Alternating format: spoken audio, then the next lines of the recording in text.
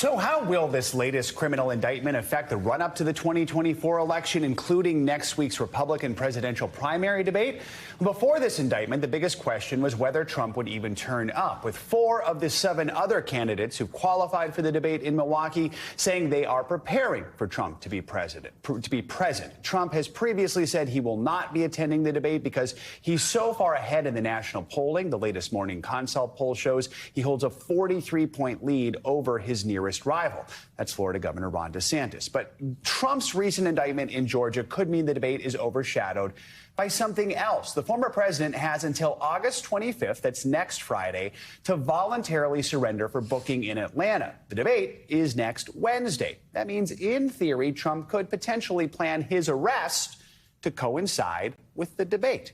NBC News senior national politics reporter Jonathan Allen has been looking into this for us, and we'll talk more about the upcoming debate with him. John, we're hearing from some of the candidates that they're talking about Trump being on the debate stage. Nikki Haley had this to say during the Iowa State Fair. He's taking the chance that everybody's going to talk about his record and talk about why he's not on that stage. I've never known him to be scared of anything. We'll see if he's scared to get on a debate stage, but I would expect him to get up there.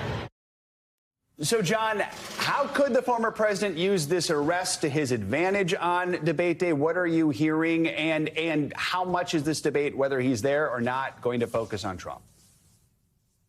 Yeah, great questions, Joe. We don't know exactly when Donald Trump will turn himself into authorities at the Fulton County Jail in Atlanta. But he does have until August 25th. Of course, the debate is August 23rd, which means if former President Trump decides he wants to, he could turn himself in at the same time as the debate. You can imagine the split screen, the sort of O.J. Simpson, white Ford Bronco media attention that Trump would divert from that debate as it's going on in Milwaukee, and the candidates are, ripping each other on the intricacies of agriculture policy or state pension assumptions.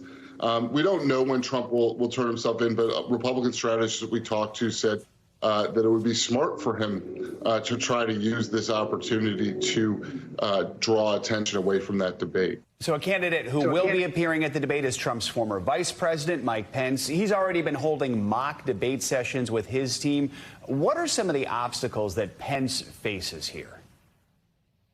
The biggest obstacle Pence faces is that at least a strong plurality and usually a majority of Republicans say right now that they prefer Donald Trump for the Republican nomination, and there is nobody who is more at odds with Trump on the last election than Mike Pence, who refused Trump's efforts to overturn the election results, basically, ensuring that Joe Biden would be the next president. So I think the big challenge for him is convincing Republicans that not only did he do the right thing, but that Trump did the wrong thing.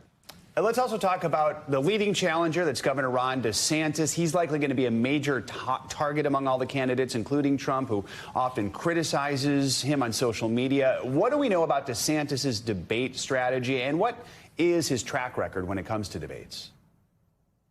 Yeah, like everything else, he's been pretty close to the vest about how he's preparing for this debate. But one thing we do know is he's brought in Brett O'Donnell, who was an advisor to Mitt Romney and to John McCain on their debate preparation. Somebody who was also very close to former Secretary of State Mike Pompeo.